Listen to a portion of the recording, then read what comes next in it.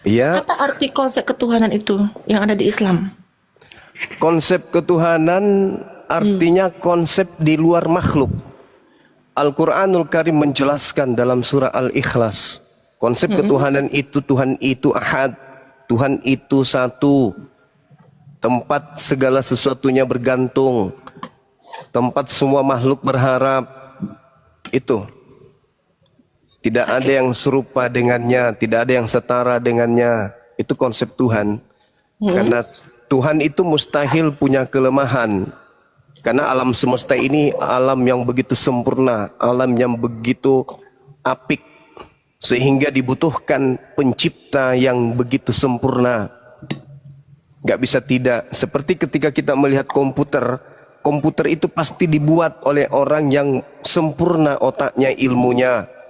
Maka kalau komputer saja dibutuhkan makhluk yang menciptakannya, yang membuatnya sempurna, maka sudah pasti pencipta makhluk itu jauh lebih maha sempurna.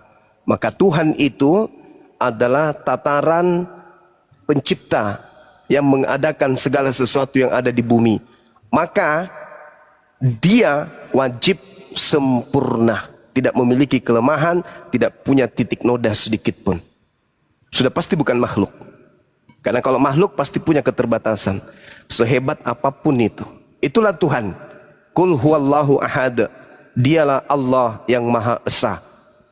Allahus Samad, tempat meminta segala sesuatu. Lam yalid walam yulad, yang tidak bersilsilah, tidak berketurunan, tidak punya asal, tidak beranak, tidak pula diperanakkan. Walam yakul lahu kufuwan ahad, dan tidak ada sesuatu apapun baik di langit maupun di bumi atau di antara keduanya yang setara dengan Dia. Itulah Tuhan. Oke. Eh, Gini ya. Di agama kami, Yesus itu adalah Tuhan. Tapi di agama kalian, Yesus itu adalah nabi gitu kan. Sedangkan itu di Al-Qur'an kalian sendiri menyebut nama Maria dan Isa itu beberapa kali loh di ayatnya. Kenapa itu? Coba dijelaskan gitu loh. Iya, baik. Kenapa Nabi Muhammad jarang disebut namanya dibandingkan Nabi Isa? Karena itu tadi, kedatangan Al-Quran sebagai jalan keselamatan. Kenapa Nabi Isa banyak disebutkan? Karena ajaran Nabi Isa dipelesetkan oleh orang-orang terdahulu sampai hari ini. Nah, ini sederhananya adalah ketika kemudian Al-Quran itu karangan Nabi Muhammad, maka tentu pengarang akan mengorbitkan dirinya. Ngapain dia mengorbitkan orang lain? Mending dia orbitkan ayahnya, ibunya, pamannya, keluarganya, keturunannya, dirinya. Seperti Paulus mengorbitkan dirinya dari Paulus, dari Rasul Paulus, dari Rasul Paulus, dari Rasul Paulus. Mending diorbitkan kalau memang karangan. Tapi karena Al-Quran itu bukan untuk Nabi Muhammad seorang, tapi Al-Quran itu sebagai hudan, petunjuk, sirat bagi seluruh umat manusia menuju kepada keselamatan, maka Al-Quran itu harus netral, menyebut sesuai yang hak, menyebut sesuai yang batil, yang salah disebut, yang benar disebutkan. Tak ada tendensi kemudian nepotisme dan seterusnya. Rasulullah menyebut Nabi Isa jauh lebih banyak daripada namanya sendiri. Kenapa? Nabi Muhammad hanya diutus sebagai pemberi peringatan. Dan tidak ada satu manusia pun di atas muka bumi ini yang mempertuhankan dirinya. Dan tak akan pernah sampai kiamat. Jadi yang harus sering dibahas ini adalah Nabi yang diutus, yang justru dianggap menjadi Tuhan, yang mencelakakan banyak manusia. Miliaran manusia akan masuk ke dalam neraka, direbus dalam api yang mendidih, dikarenakan Nabi Isa disalah artikan ajarannya, diplesetkan ajarannya. Allah mengatakan dalam Al-Quran, wa makaru wa makarallah wallahu khairul makirin. Ahli Torah, ahli kitab, orang Yahudi, orang Nasara menyelewengkan kemudian ajaran Nabi Isa. Mereka membuat tipu daya, mereka buat tipu muslihat, mereka ingkar terhadap Nabi Isa. Bahkan keingkarannya tidak berujung kepada kematian, tetapi berujung kepada dibuatnya sebuah sekte baru di luar Yahudi, disebut Kristen atau Kristianos. Ini yang terjadi. Maka Nabi Isa itu harus diluruskan ajarannya. Coba lihat di dalam Yohanes 16 nomor 14. Ketika ia datang, yaitu roh kebenaran, Dialah yang akan mengajarkan kepadamu. Dia akan memuliakan aku. Tidak menghinakan, memuliakan. Makanya dalam Islam, Nabi Isa yang kalian sebut Yesus itu makhluk suci. Dia diselamatkan, tidak tersentuh, tidak diludahi, tidak ditampar, tidak ditelanjangi, tidak digantung, apalagi dibunuh.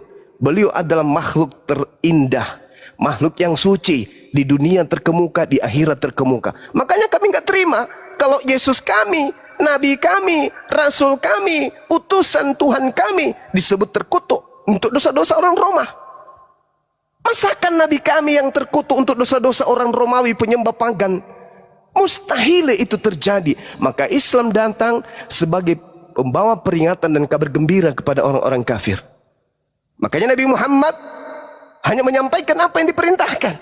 Tidak pernah kemudian dia menyampaikan sesuatu yang tidak diperintahkan. Kalau dia hanya ngarang, maka dia akan menyebut sukunya, dia menyebut bangsanya, dia akan menyebut keturunannya, dia akan menyebut ayah ibunya, dia akan memuliakan keluarganya, rumpunnya saja. Tetapi karena dia diutus bil bayyinah, kata Allah, litubayyina linnas ma nuzila ilaihim wa la'allahum yatafakkarun. Engkau wahai Nabi Muhammad, kuutus ke atas muka bumi untuk menyelamatkan seluruh umat manusia. Maka jangan egois, jangan menyampaikan sesuatu yang tidak aku ajarkan. Ajarkan instruksi dari langit. Apa yang kuperintahkan, itu yang kusampaikan. Begitu juga Yesus, karena dia Nabi. Begitu juga Musa, karena mereka adalah orang-orang sindik. Mereka ini adalah orang jujur, orang terpercaya, al-amin. Mereka nggak mungkin berdusta, mereka nggak mungkin ngarang-ngarang cerita, nggak mungkin. Yesus mengatakan di dalam Yohanes 12:49, aku tidak berkata-kata dari diriku sendiri loh. Apa yang aku katakan, apa yang diperintahkan oleh Tuhanku, katakan dan aku sampaikan. Aku diperintahkan menyampaikan, aku ini utusan, aku sampaikan. Aku diperintahkan mengajarkan supaya mereka orang Israel menyembah hanya kepada Dia yang ada di langit, aku sampaikan.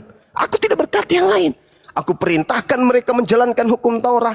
Aku ajar mereka melakukan sabat. Aku ajari mereka berpuasa. Aku ajari mereka bersunat. Aku ajari mereka salat, sujud. Itu yang ku diperintahkan. Yohanes 14:24. Firman yang kau dengar dari mulutku itu bukan dari aku, tapi dari Dia yang telah mengutus aku. Di dalam Al-Quran pun dikatakan hal yang sama. Wa iz qala Isa ibnu Maryam, ya bani Israel, inni rasulullahi ilaikum. Wahai Bani Israel, sesungguhnya aku yang engkau tolak ini tak lain dan tak bukan adalah rasul penyelamat untuk kalian. Tapi kalian menolakku. Kalian, ya silakan. Oke.